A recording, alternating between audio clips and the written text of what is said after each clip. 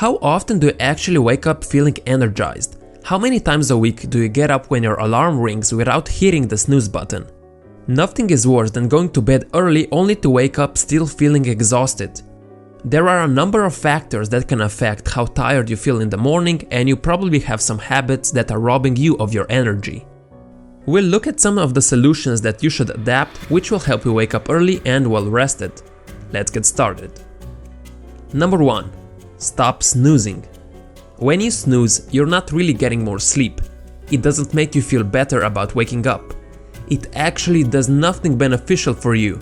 Every single time you hit the snooze button, you wake up feeling more tired.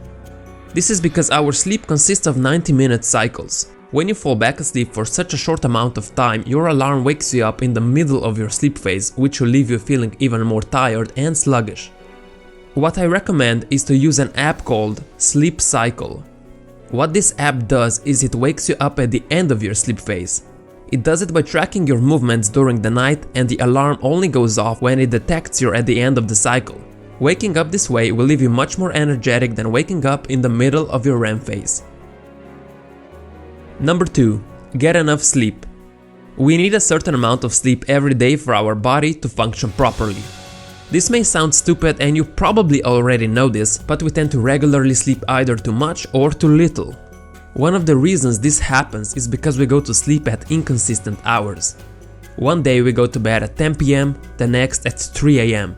But you should go to sleep and wake up at the same time 7 days per week.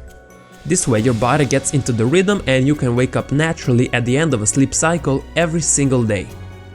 Also, everyone has a different amount of sleep needed to feel energized. If you want to find out how many hours you personally need to wake up refreshed, go to bed at the same time every night for a week. Wake up without an alarm and write down the number of hours you slept every night. At the end of the week, you should be able to see how many hours you need to wake up and have a great day. You can then use this information to know when you should go to bed to wake up at a required time. Number 3. Rehydrate and get the blood flowing. It's crucial that you hydrate yourself first thing in the morning. After 6 to 8 hours without water, you'll naturally be dehydrated, and dehydration causes fatigue. Every single day before going to sleep, I always place a glass of water on my nightstand. That way, when I wake up, the water is already waiting for me.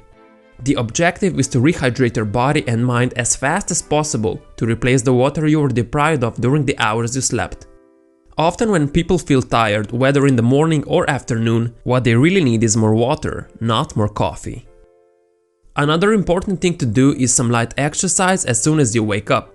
Any physical activity that gets the heart rate up and the blood flowing is going to raise your energy levels.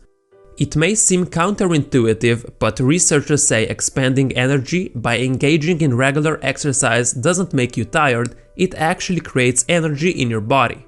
Even if you think you're too tired to do anything, get up and walk around the room, and in a couple of minutes you'll feel some energy that wasn't there before. The exercise doesn't need to be anything extreme. No need to go run a marathon before breakfast. What I usually do is just some stretching, followed by jumping jacks and burpees. Number 4. Avoid screens before bed. Your TV, smartphone and computer screen all produce artificial blue light. The problem with artificial light in the evening is that it tricks your body into thinking that it's actually daytime. When it gets darker outside, your body naturally produces a sleep hormone called melatonin. Since artificial light blocks melatonin production, we can really screw up our sleep because your body doesn't send signals to your cells that it's nighttime. That's why you shouldn't be looking at any screen at least 2 hours before bed. If you're watching this video on your phone at 2 a.m. because you have to get up early, well, you should apply this tip tomorrow and maybe replace your phone with a good book. For those of you who absolutely can't do without your phone or computer before bed, there is a solution for this blue light problem. There are 2 apps that you should install on your phone and computer called Twilight and Flux.